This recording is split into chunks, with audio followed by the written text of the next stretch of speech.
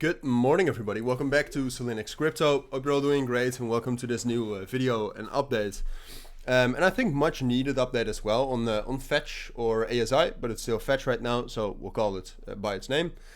But wanted to do a full update here, especially for the reason, and I'll probably call this video something like Fetch bull run starting, something like that. A bit of clickbait, but there's a layer of truth in there as well, because the last couple of times that I covered Fetch, which the last time was Thursday or something, the level we also always talked about is this level right here around $1 as a potential reversal point, right? So if we actually drop down there, then that could be the bottom from which we start a new uptrend. And so far, it's much too early to say, and that's also what we'll talk about. But so far, we hit that level. We found amazing support. We spiked down there, jump back up immediately after. And now is the moment where we will find out, I think, whether this will turn into an uptrend or that we have to wait for a bit longer, and just in general what to expect afterwards we'll also talk about. So that's what we'll do. So let's get right into it.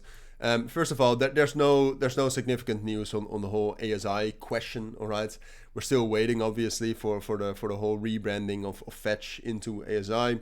I'm not sure how they will do that, because if you look at Artificial Superintelligence Alliance right now, it very much seems like all of these three projects are still their own projects, but they just have one token, right? So why is Fetch necessarily turning into ASI? They could also just maybe in hindsight they should have created a new token and just airdrop that to all the other token holders, because now it becomes a little bit of an unfair relationship, I would say. But all right, apart from that, Fetch is developing some interesting things. But what I miss in general, like what you can see, for example, here is that Fetch is working on an enhancement in AI engine API and Python software developer kit. So they're posting about all these developments about their product, right? So AI agents. But there's no way we can actually gain insight in statistics on how it's being used. And I think that's a shame. I would love to know if Fetch is actually being used or not, because if not, that's obviously bearish. So the fact that we don't know could be seen as bearish as well. But no, let's focus on the technicals. So the technicals right now, like I said, are quite interesting. So in short, do I think that Fetch will start a bull run here? No. But if you look at the higher time frame technical analysis here, what you'll see is that we have seen a significant retest here. So basically, and I think we have to zoom out even more, if you go to the 3-day time frame, this is a relatively bullish market structure. Obviously, this still looks bearish, but what we have done in the short term of this longer term time frame is we had a fake out here and then a recovery.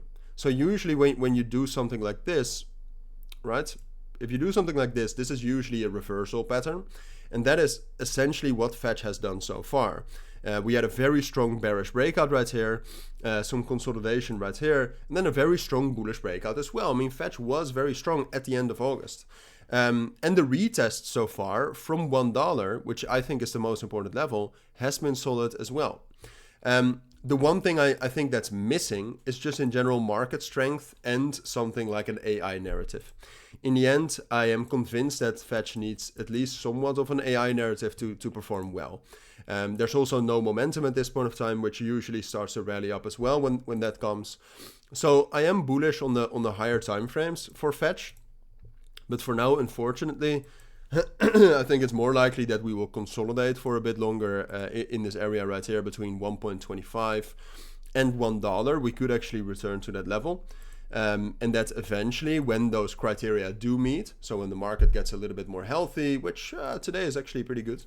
But when the market gets a bit more healthy and we have some good AI developments, then we can break out and rally. And then Fetch can rally very, very high, very quickly, as we know from the past.